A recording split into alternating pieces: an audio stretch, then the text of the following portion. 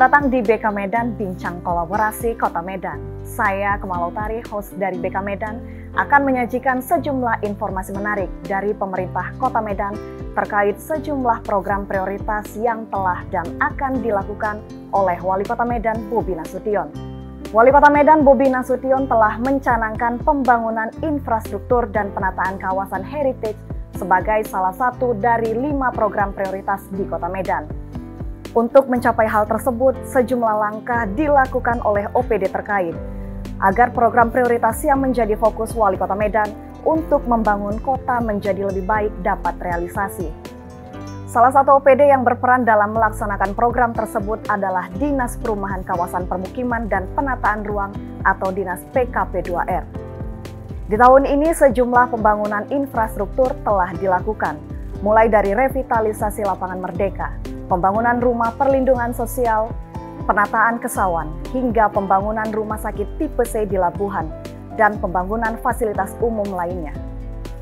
Diharapkan dengan pembangunan infrastruktur yang dilakukan saat ini, Medan bisa menjadi kota yang memiliki pengelolaan perkotaan yang lebih berkualitas, menciptakan kawasan permukiman yang layak huni, dan meningkatkan produktivitas dan kreativitas masyarakatnya.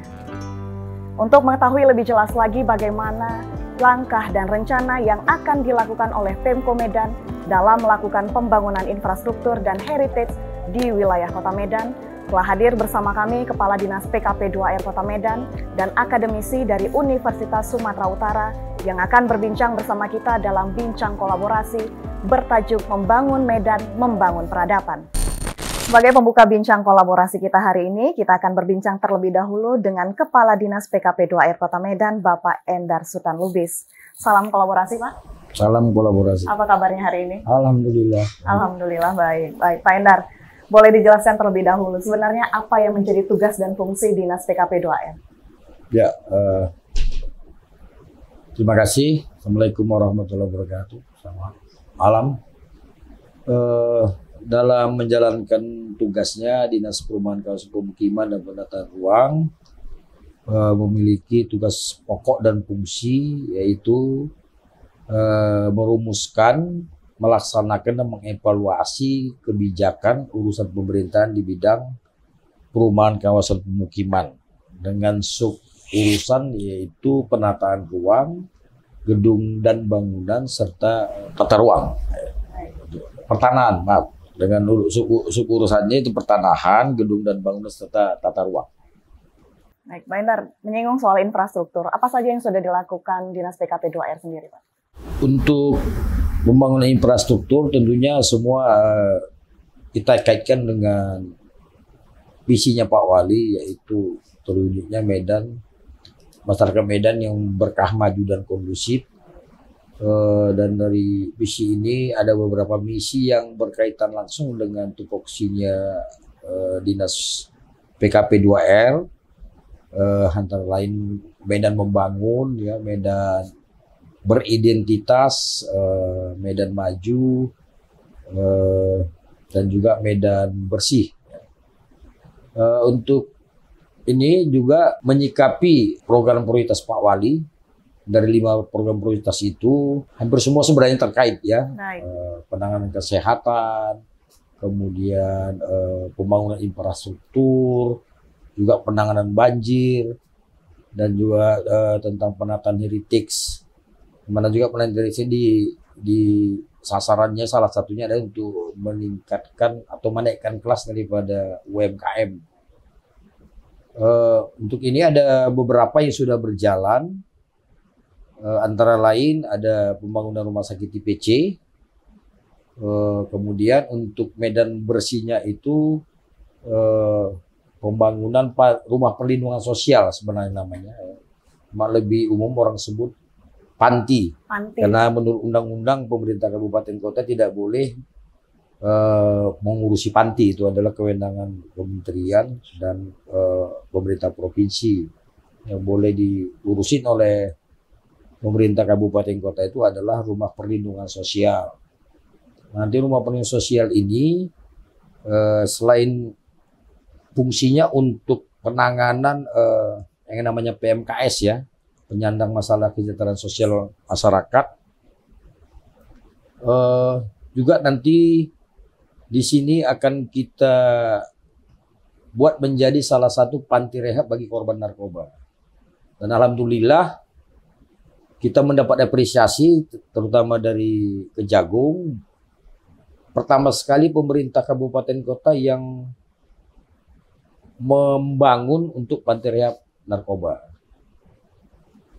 Kemudian untuk heritage, kita saat ini sudah mulai melakukan revitalisasi terhadap Merdeka. Kemudian juga kawasan heritage kita, yaitu dalam hal ini Kesawan. Saat ini mungkin dalam minggu kedua ini akan mulai pekerjaan fisiknya, yaitu yang program RPIP ya, penataan Kota Lama Kesawan. Program RPIP ini di luar revitalisasi Merdeka, yaitu penataan kawasan Kesawan. Ya, mulai dari perniagaan, Ahmad Yani 7, Perdana, dan kawasan lah. Mana di sini akan ditata nanti pedestriannya, saluran drainasenya, juga utilitasnya. Nanti di kawasan ini utilitas itu tidak lagi di atas jalan, tapi akan ditempatkan semua di bawah permukaan tanah dengan teknologi ducting nanti. Sehingga tidak ada lagi kita melihat nanti di kawasan ini, kalau istilah saya, mohon maaf Pak Prof, nggak ada lagi jemuran.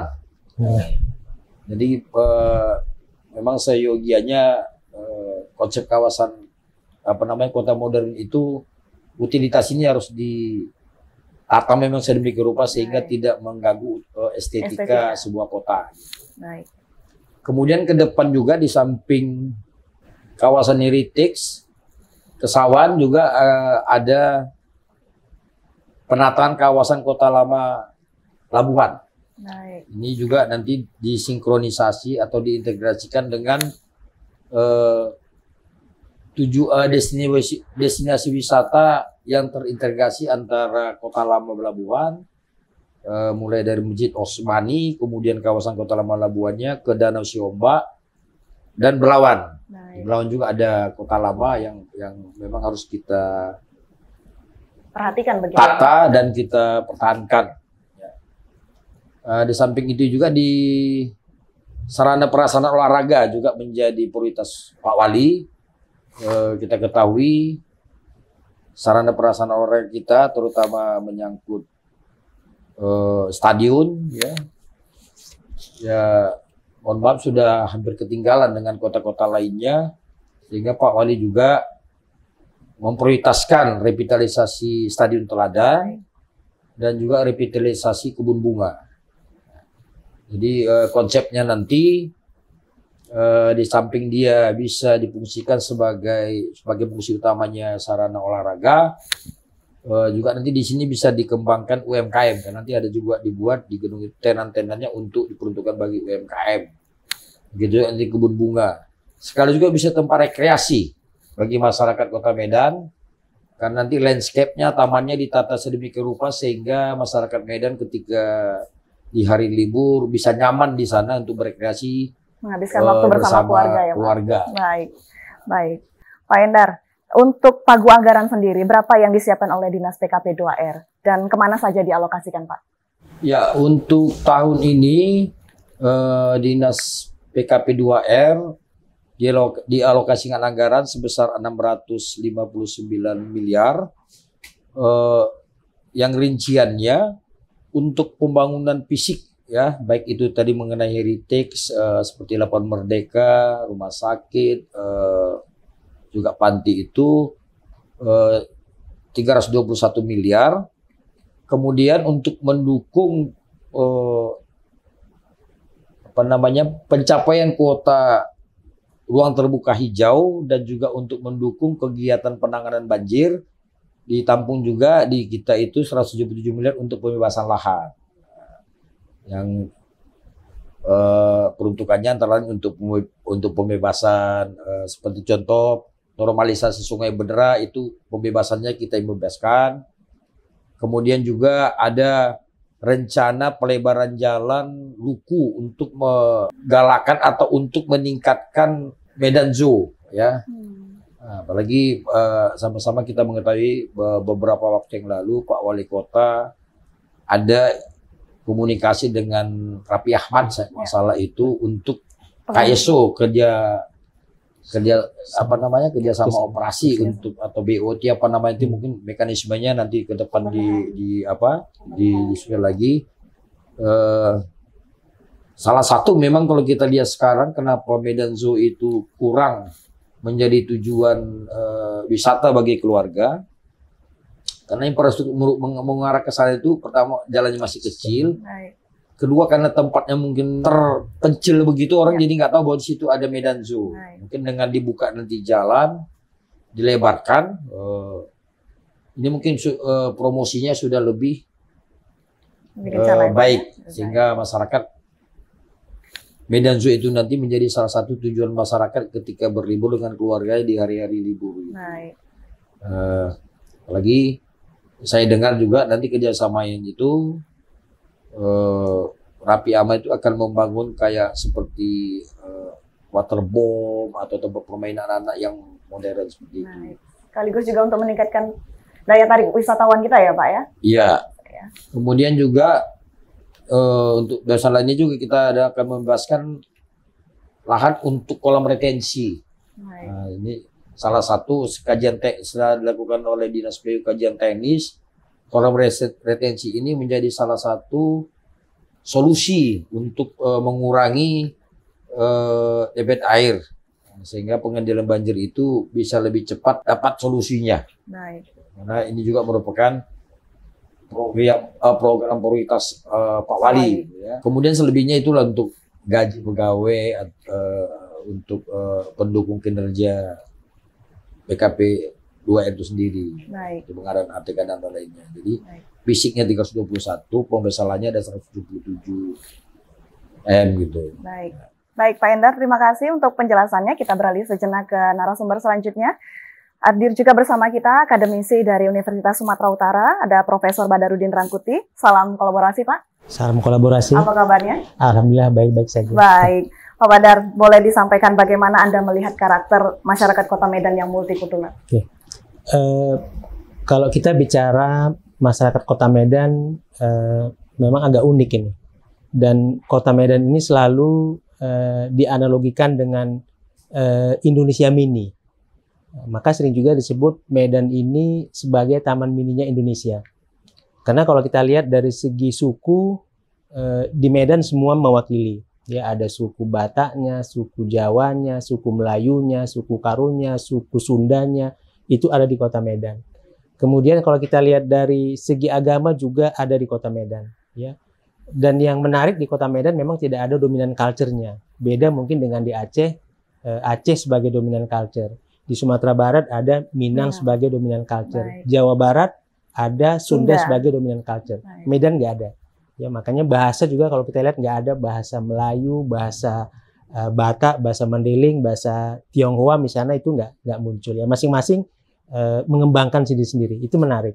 Ya, tentang multikulturalisme di Kota Medan. Makanya yang diusung Pak Wali kolaborasi saya pikir sangat menarik untuk Kota Medan. Itu kalau kita lihat dari multikulturalisme masyarakat Kota Medan ini. Dan kalau kita lihat lagi misalnya perkembangannya belakangan ini, kalau kita lihat di Kota Medan terkait dengan multikulturalisme ini, itu juga menarik gitu. Ya, kalau dilihat dari perspektif teorinya kan masyarakat yang multikultural ini cenderung konflik dia. Ya, karena nggak ada yang mendominasi gitu. Tapi nyatanya kalau kita lihat di Kota Medan umumnya relatif aman. Rukun ya Pak? Rukun, tentram, walaupun terdiri dari berbagai agama, etnis, suku tadi yang ada di Kota Medan. Ini yang menarik barangkali untuk di Kota Medan. Lalu Pak Badar, dengan karakter masyarakat kita yang multikultural, baiknya itu seperti apa pembangunan di Kota Medan, Pak? Kalau saya punya gagasan sebenarnya, mungkin nanti dari Pak Dinas bisa didiskusikan kembali. Kita belum melihat ini, ya, corak kultural pembangunan Kota Medan dilihat dari aspek fisiknya ini yang seperti apa gitu. Makanya kalau kita lihat misalnya kalau nanti ganti wali kota, gantilah karakter pembangunannya, ya.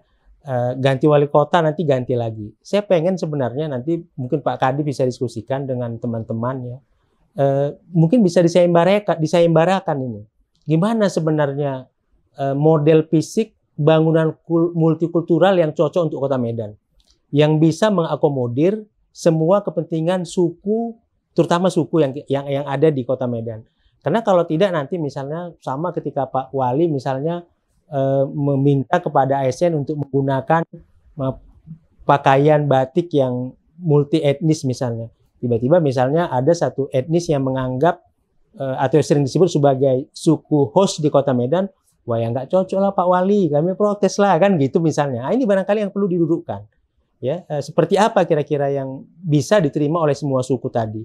Ya, mungkin kalau Melayu kita anggap sebagai host di Kota Medan misalnya, bagaimana nanti coraknya ini dominannya mungkin Melayu, tapi mengakomodir juga Bataknya, mengakomodir juga Melayunya, Karonya, ya kemudian Jawanya, Sundanya dan sebagainya. Ini barangkali yang perlu digagas ya oleh pemerintah Kota Medan, sehingga nanti siapapun wali kotanya ya di Medan ini harapannya tetap menggunakan model itu atau desain itu untuk membangun Kota Medan.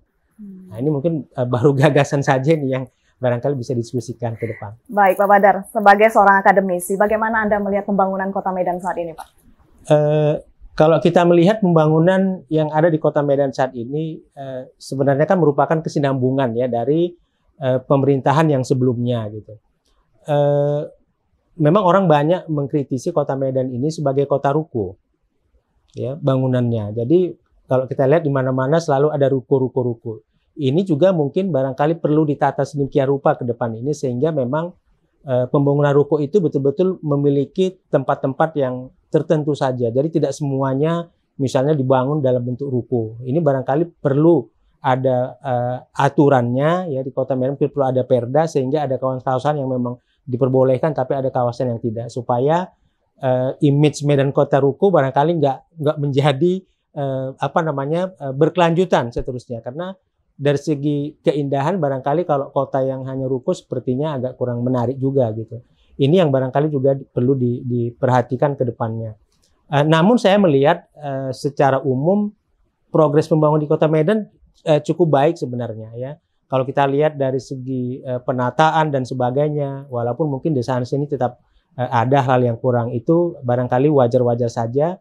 Namun tadi menarik juga sebenarnya apa yang dikatakan oleh Pak Kadis tadi tentang bagaimana kita membangun Kota Medan yang di samping kota yang multikultural juga menjadi kota yang punya sejarah juga. Nah, ini barangkali yang juga perlu ke depan ini dikembangkan, dan kalau kita lihat visinya Pak Wali Kota kemarin ini menjadi salah satu bagian yang nanti akan dibenahi, dan tadi Pak Kadis sudah menyampaikan bahwa tahun ini sudah mulai dikembangkan. Saya memang secara pribadi nanya juga nih, kapan ini janjinya ya? Soalnya Pak Wali Kota udah 2 tahun ini, hampir 2 tahun ya kan, menjadi wali kota. Kapan ini heritage-nya? Karena sebenarnya heritage kemudian cagar budaya itu kan sudah ada regulasinya kalau nggak salah Pak, sudah ada perdanya di Kota Medan, tapi tinggal bagaimana menjalankan itu sebenarnya. Revitalisasi lapangan Merdeka tadi sudah disampaikan juga oleh Pak Kadis dan sudah dibuat peletakan batu pertamanya. Saya barangkali termasuk bagian dari komunitas yang sudah lama menyuarakan itu. Karena memang Kota Medan menurut saya agak kurang ya tempat-tempat yang bisa dijadikan sebagai ruang publik. Barangkali agak beda dengan kota-kota di Jawa yang kalau kita lihat hampir semua kota itu punya yang namanya alun-alun yang dijadikan sebagai ruang publik gitu ya. Tapi di Kota Medan memang sekarang kalau saya lihat hampir nggak ada. Dulu ya Tanah Lapang Merdeka gitu, orang akan berkumpul di sana dari berbagai etnis, dari berbagai macam lapisan masyarakat. Tapi ketika itu akhirnya dijadikan sebagai pusat bisnis ya, akhirnya fungsi itu menjadi hilang. Saya pikir ini yang ke depan perlu kita mulai lagi kita revitalisasi. Ya. Baik Pak Badar, terima kasih atas penjelasannya. Kita break sejenak. Baik, kita akan berbincang kembali dengan Kepala Dinas PKP 2R Kota Medan. Pak Endar, sudah sejauh mana realisasi pembangunan infrastruktur di Kota Medan dilakukan, terutama terkait heritage? Ya, untuk heritage, khususnya heritage kawasan Kota Lama Kesawan, insya Allah kalau tidak ada halangan di pertengahan Agustus ini sudah mulai sesuai dengan janji kemarin oleh PPK-nya kepada saya. Ada kebetulan yang mengerjakan adalah PUPR di minggu kedua Agustus katanya. Kemudian untuk rumah sakit TPC kita targetkan Oktober ini sudah selesai dan bisa di launching oleh Pak Wali. Untuk Islamic Center juga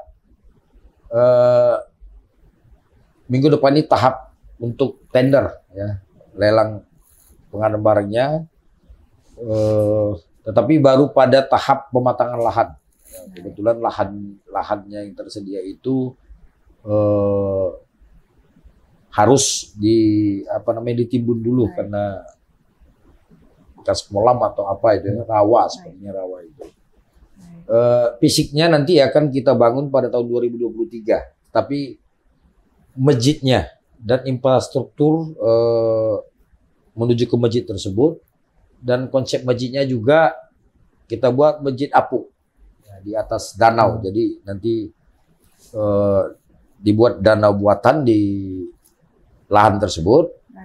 Lahannya juga 21 hektar, cukup luas. Perencanaan kita di samping masjid nanti ada hotel, ada rumah sakit, ada perguruan tinggi atau sarana pendidikan lah, mau perguruan tinggi atau apa, tergantung nanti kepada stakeholdernya yang akan mengelola. Karena nanti itu harus dikelola. Kalau tidak dikelola nanti kita membangun hanya bisa membangun, nggak bisa merawatnya gitu. Tapi yang pemerintah Kota Medan akan memulai ini dengan masjid dulu. Desain masjidnya juga sudah selesai kita buat. Dan alhamdulillah juga Pak Wali sudah setuju. Dan memang desainnya juga kita buat spektakuler lah. Memang jadi untuk menyahuti juga Medan beridentitas itu. Di samping nanti Masjid Raya ini juga menjadi ikon juga nantinya. Kemudian juga di samping itu yang langsung terkhusus di daerah utara, yang langsung bersentuhan dengan masyarakat, kita juga akan menata kawasan Kumuh Belawan. Ya, sekaligus juga ini menangani kemiskinan ekstrim dan juga menangani stunting. Jadi tadi juga kita baru survei bersama-sama dengan PUPR. Ini kolaborasi antara PUPR dengan Pemko Medan. Infrastrukturnya nanti akan dibangun oleh PUPR. Bedah rumahnya terhadap rumah tidak layak huni itu dilaksanakan oleh Pemko Medan.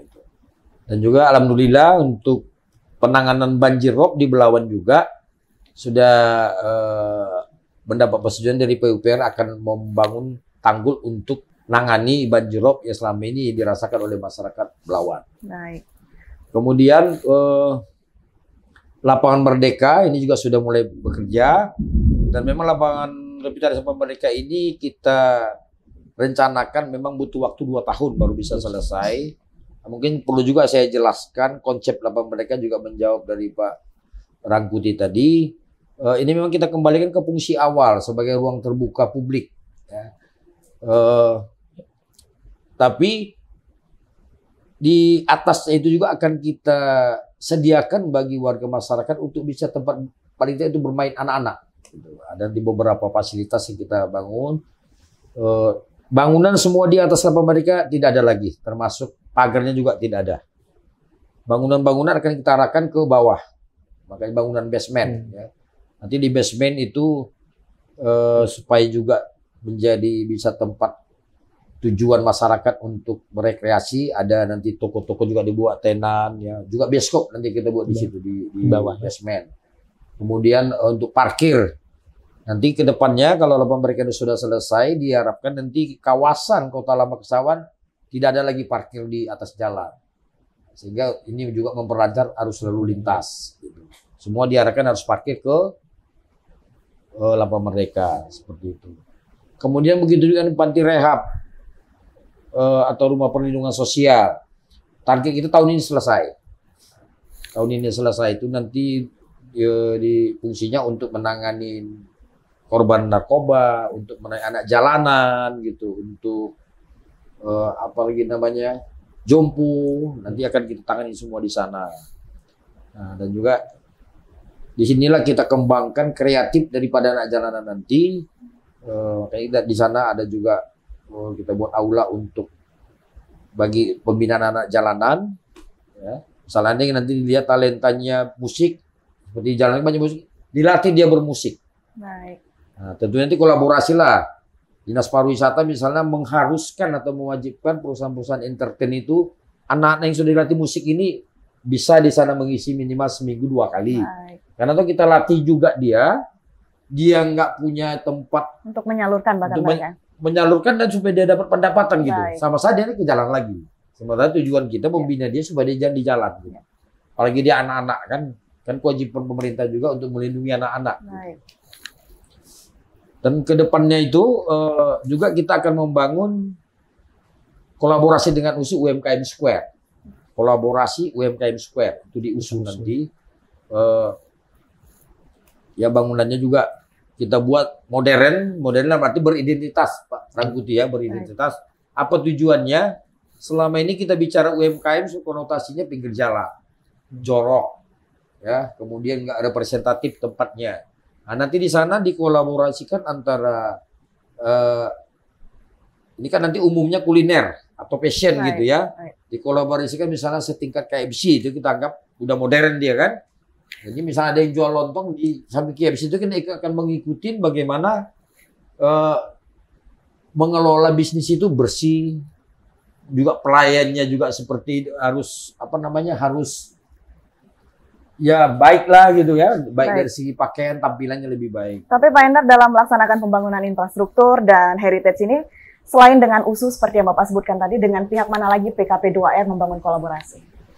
Ya untuk saat ini baru dengan USU, itu pun kolaborasinya karena tanahnya merupakan milik USU, bangunannya nanti kita, ya bangunannya dari Pemko Medan. Apakah nanti tanah yang USU yang menghibahkan kepada kita atau kita menghibahkan gedungnya untuk USU. Tapi pasti harus dibuat skemanya seperti apa karena nanti kita bangun juga harus ada yang ngurus. Baik. Karena untuk bangunan seperti itu nanti untuk cleaning service-nya aja butuh anggaran gitu. Nggak mungkin terus HPBD atau anggarannya USU kan nggak mungkin. Baik Pak Endar. Tapi pasti ada kendala yang ditemui Pak. Kira-kira kendalanya itu apa Pak? Yang ditemui PKP 2R dalam melaksanakan pembangunan infrastruktur? Kebetulan kalau di PKP 2R kalau hambatan atau kendala yang langsung dari masyarakat tidak begitu prinsip ya. Paling hambatan kita hadapi itu ketika kita program biasanya di program penyediaan air bersih atau penyediaan sanitasi gitu ya. Paling sering sanitasi, terutama untuk IPAL komunal itu. Ketika kita memprogramkan masyarakat itu setuju dia diletakkan di suatu tempat gitu. Begitu sudah kita mau implementasi, mau eksekusi, dia menolak. Karena mungkin ini kan namanya sanitasi kan, ya mohon maaf, yang paling kotor dari dalam hidup kita gitu taruh di situ. Itu kenal. Tapi kalau untuk seperti UMKM gitu ya, itu kan karena hanya antar instansi nggak begitu ada kendala gitu ya. Lapangan Merdeka lah yang ada sedikit hambatan ini dari toko buku karena belum siap relokasinya. Mereka belum bersedia untuk pindah. Tapi kita sudah siapkan relokasinya dan mereka sudah setuju tentang relokasi itu. Baik, Pak Endar, terima kasih untuk penjelasannya. Kita kembali dulu ke akademisi USU, Pak Badar. Pembangunan kota tidak terlepas dari terminologi kota layak huni, begitu ya Pak Badar ya. Apa saja indikator sebuah kota sehingga dikatakan sebagai kota layak huni? Kota layak huni itu kan sebenarnya per definisi bisa kita katakan sebagai bagaimana lingkungan, ya kemudian suasana yang nyaman bagi orang untuk bertempat tinggal dan beraktivitas. Itulah kalau kita lihat definisinya secara konseptual. Kalau indikator layak huni itu saya mencoba mengutip saja ini ya dari apa yang sudah dilakukan oleh Ikatan Ahli Perencanaan. Mereka mengumpulkan ada 7 paling tidak indikator layak huni. Yang pertama itu adalah ketersediaan kebutuhan dasar, ya seperti misalnya perumahan yang layak, air bersih, jaringan listrik, kemudian sanitasi, ketercukupan pangan dan lain sebagainya. Jadi kalau kita lihat dalam konteks ini, memang Kota Medan nggak bisa juga berdiri sendiri nih.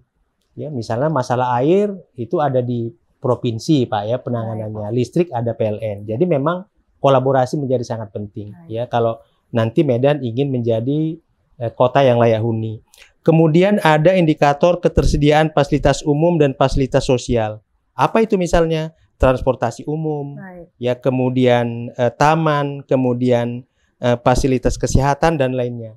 Mungkin untuk fasilitas kesehatan Medan sudah relatif baik. Tadi sudah ditambah Oktober kalau nggak salah akan diresmikan lagi ada rumah sakit tipe C ya Pak ya. Nah, tapi kan kalau kita lihat terkait dengan transportasi publik, mungkin Medan masih termasuk yang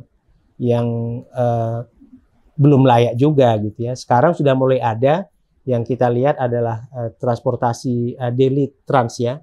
Ini saya pikir kalau nanti ini bisa dipertahankan secara lambat laun, ini akan bisa secara alamiah mengurangi transportasi publik yang sudah ada yang lainnya yang mungkin kita anggap masih agak kurang layak untuk Kota Medan. Ya. Kemudian kalau kita kaitkan dengan masalah yang berikutnya misalnya fasilitas umum tentang taman misalnya, ini yang saya katakan tadi, barangkali kita sendiri di Kota Medan sangat merasakan kekurangan itu. Makanya kalau kita lihat ada taman-taman yang sudah mulai diperbaiki di Kota Medan, kalau hari-hari libur itu ramai itu. Taman apa namanya yang di depan rumah Dinas Gubernur? Taman Beringin. Taman Beringin. Coba kita lihat kalau hari libur, itu sangat ramai orang yang berkunjung ke sana. Ini gambaran sebenarnya masyarakat Kota Medan sangat butuh tempat-tempat seperti itu. Ini barangkali yang kurang. Pembangunan revitalisasi di lapangan mereka barangkali menjadi salah satu solusi. Tapi akan lebih baik misalnya kalau nanti ditambah di tempat-tempat yang lain. Saya lihat misalnya di daerah Johor sudah ada Candika misalnya. Ya, itu juga kan ramai sekarang dikunjungi orang setiap libur. Jadi hal seperti inilah barangkali yang perlu dikembangkan. Kemudian ada indikator ketersediaan ruang publik ya. Sebagai wadah untuk berinteraksi. Ini juga menjadi sangat penting. Kemudian keamanan dan keselamatan. Nah, ini keamanan ini beberapa hari ini saya lihat Pak Wali gencar ini, ya, karena memang masyarakat Kota Medan saat ini merasakan kekurang amanan itu, begal terjadi dan sebagainya, gitu. Ini saya pikir Pak Wali sudah beberapa kali juga ya menyampaikan ini, meminta juga kepada Kapolres ya, untuk bisa memberikan keamanan. Kemudian kualitas lingkungan, ya, kemudian dukungan fungsi ekonomi, partisipasi masyarakat dan sebagainya. Inilah 7 indikator dari kota layak huni. Dan kalau kita lihat dari survei yang dilakukan oleh Ikatan ahli perencanaan ini, mereka mengkategorikannya menjadi 3 kota layak huni ya di Indonesia ini. Ada yang top, yang paling atas, yang paling tinggi, ada yang rata-rata dan ada yang paling bawah. Medan memang termasuk yang paling bawah juga ini, kelompok yang paling bawah. Belum pernah Kota Medan ini menduduki tempat yang rata-rata. Memang dari hasil kajian itu, survei itu disebutkan bahwa kota-kota yang jumlah penduduknya lebih dari 2 juta, tidak ada satupun yang berada pada posisi atas. Nah, itu yang selalu di atas itu Solo, kemudian ada Palembang dan sebagainya. Ya. DKI Jakarta juga tidak pada level yang atas, tapi berada pada level menengah atau rata-rata. Ini barangkali nanti menjadi kerja keras semua pihak ini di Kota Medan. Seperti saya katakan, memang nggak bisa hanya Kota Medan, karena ini harus kolaborasi dengan provinsi dan sebagainya. Sesuai dengan tagline Pak Wali ya Pak? Sesuai dengan tagline Pak Wali. Jadi, saya memang sering menyuarakan ini di kelas ini, kolaborasi ini, karena saya punya pandangan tak ada satu pihak pun yang mampu menyelesaikan persoalan itu secara sendirian. Pemerintah nggak sanggup sendirian. Dia punya uang, barangkali punya tenaga, tapi mungkin SDM-nya masih kurang juga untuk pemberdayaan. Swasta mungkin punya uang CSR, tapi mereka juga nggak punya kesempatan di SDM-nya.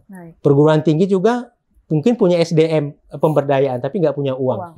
Dengan kolaborasi barangkali akan bisa selesai. Baik. Ya. Itu, lalu Pak Badar, untuk potensi heritage di Kota Medan dapat dikelola dengan baik, kira-kira apa dampak yang bisa dirasakan oleh masyarakat, Pak?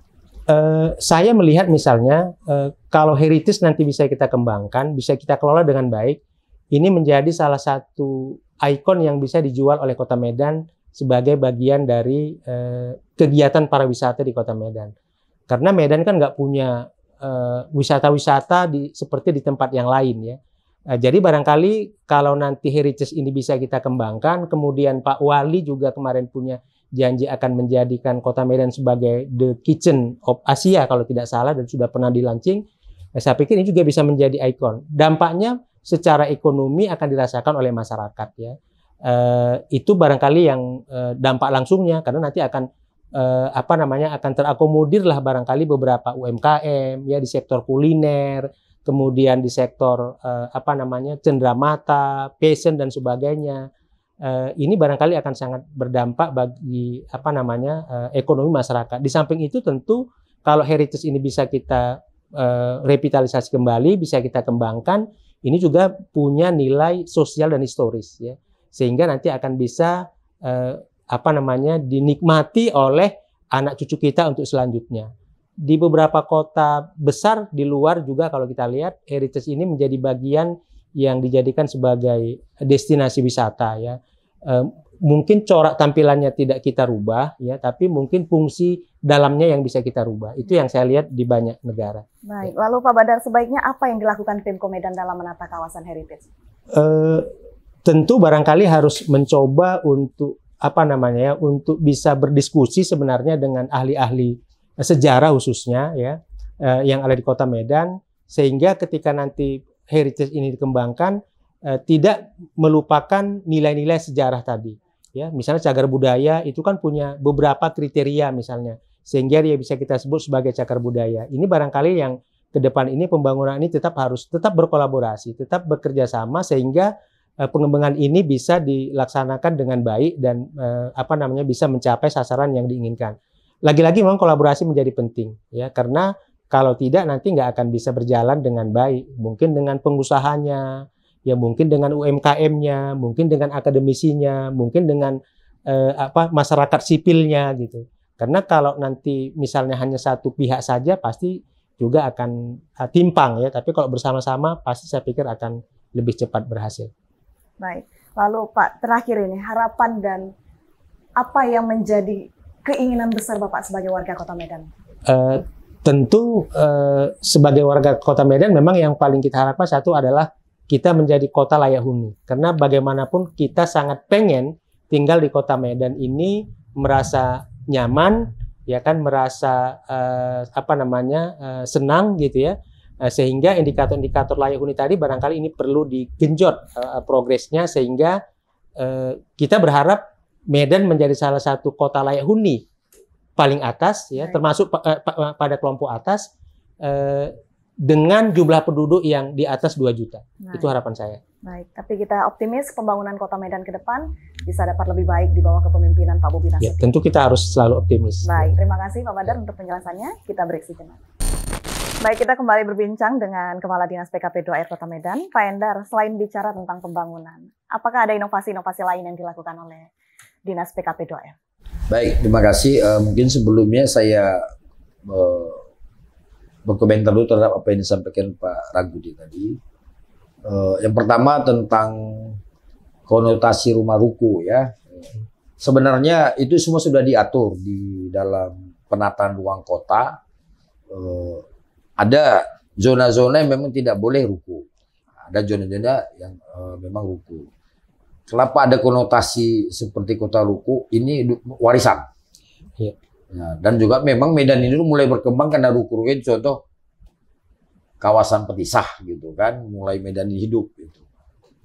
Kemudian untuk ruang terbuka hijau, Pak Wali Kota juga sangat concern dan sangat menjadi prioritas juga bagi beliau. Ke depan ini mungkin dalam waktu dekat ya, ini kebetulan ada CSR yang diupayakan oleh Pak Wali, sudah ada yang berkenan memberikan CSR-nya untuk penataan 7 lapangan yang sekarang kita sebut lapangan bola lah, tapi akan ditata menjadi ruang terbuka publik dan ruang terbuka hijau.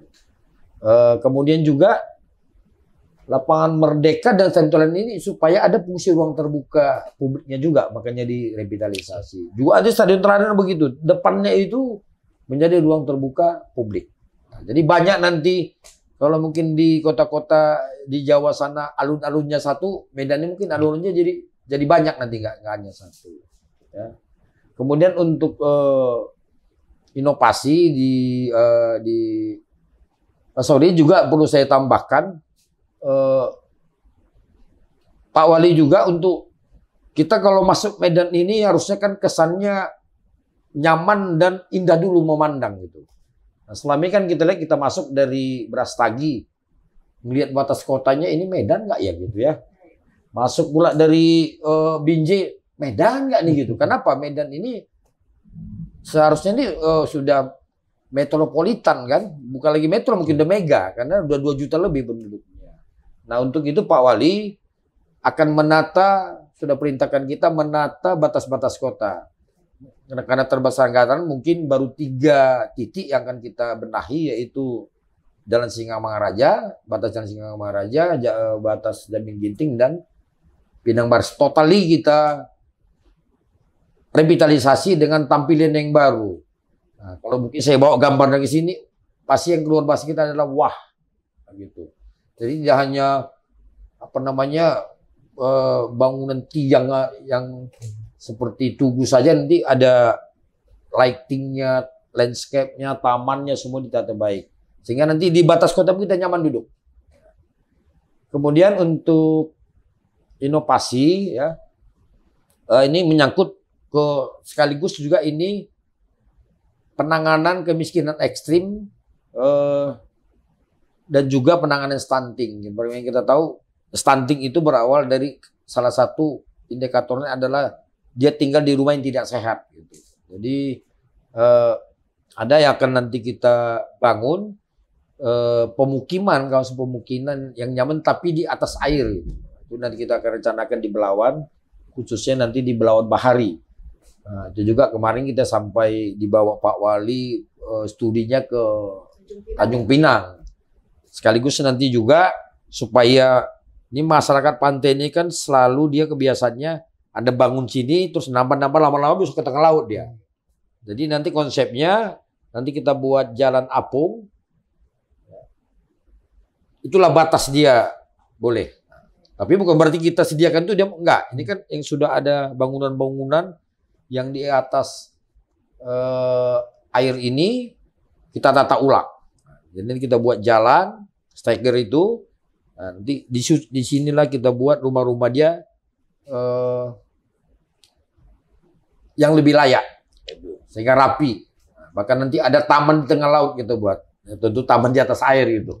Kita buat juga walaupun supaya dia juga bisa bermain, tidak harus keluar dari situ. Bisa tempat bermainnya, ada tempat bermainnya tapi tamannya di atas air seperti itu. Itu mungkin inovasi ke depan yang akan kita lakukan. Baik, Pak Endar, terakhir apa yang menjadi harapan Bapak? Ya, pertama harapan saya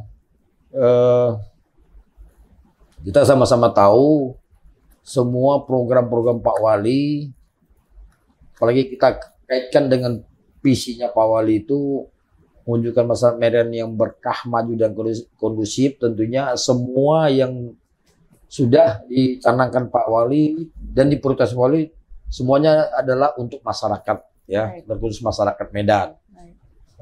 Kita tahu persis Pak Wali sangat konsen terhadap itu, terhadap masyarakat Kota Medan juga. Kita sama-sama tahu Belawan sudah lama merasakan banjir rob. Mungkin alhamdulillah di tangan dinginnya Pak Wali sekarang dalam waktu tidak terlalu lama lagi banjir rob itu akan teratasi. Nah, begitu juga penataan kota ini juga seperti Kesawan dengan sudah dicanangkan juga, sudah di launching dulu Kitchen of Asia. Ini adalah untuk menjawab bahwa orang di luar Medan ini kan tahu Medan ini kota kuliner gitu, kota kuliner. Tapi tidak bisa juga dijadikan ikon. Nah, contoh, kita punya Bika, tapi Bika Ambon bukan Bika Medan gitu. Nah, jadi seperti kita malu-malu. Padahal Medan ini salah satu yang bisa dijual di luar adalah kuliner. Paling terkenal kalau makan tuh pasti Medan gitu. Nah, makanya Pak Wali mengembangkan namanya Kitchen of Asia. Nah, tentu pertanyaannya kenapa Kitchen of Asia? Seperti tadi di awal Pak Rangkuti bilang kita kan multi etnis. Bukan hanya suku di Indonesia, bangsa juga. Baik. Hampir semua bangsa kecuali bule yang ada di Medan ini. Arab ada, India ada, ya. Semua ada. Terutama dari Asia ini. Sehingga, dan masakan mungkin paling lengkap di Kota Medan ini. Masakan India, Arab, dan lain-lainnya. Masakan Chinese, ya, Chinese food-nya. Makanya dia kembangkan Kitchen of Asia. Tentu berangkatnya dari, karena awal ini kita tata adalah Kota Lama Kesawan, berangkat dari situ. Mungkin nanti Kitchen of Asia-nya kan ada lagi Kitchen of Asia misalnya di Labuhan nanti, kalau memang bisa hidup nanti destinasi sebagai destinasi wisata kan ini juga. Karena wisata itu pasti identik dengan kuliner. Kuliner dan penginapan kan biasa itu. Nah, dan itu memang supaya pemerintah Kota Medan ini mendapatkan PAD. Jadi kalau kita menjual wisata untuk PAD itu, ya kita harus buat orang betah. Contoh kalau kita pergi keluar, kalau hanya 1 malam nginap kan cuma 1 malam. Nah, jadi dikaitkan dengan PAD Medan itu 1 malam berarti cuma 10% dari harga tarif hotel 1 malam ya. Kalau orang 10 hari, makanya kita lihat Indonesia ini Bali misalnya. Kenapa dia bisa hidup dari wisatanya gitu? Lamanya stay wisatawan. Nah, bukan banyak wisatawan yang datang gitu. Lamanya dia stay. Datang pun kalau pagi datang pulang sore nggak dapat apa-apa juga. Hanya dapat mungkin pajak restoran ya Pak ya. Nah, gitu. Jadi itu memang pembangunan ini juga semua arahnya adalah untuk pembangunan ekonomi. Nah, itu udah pasti. Kalau orang makin ramai datang ke Medan kan ingin melihat seperti kata Pak Rangkuti tadi, harus ada identitas, harus ada ini, harus ada itu. Makin ramai kita pasti ekonominya makin bergeliat gitu ya.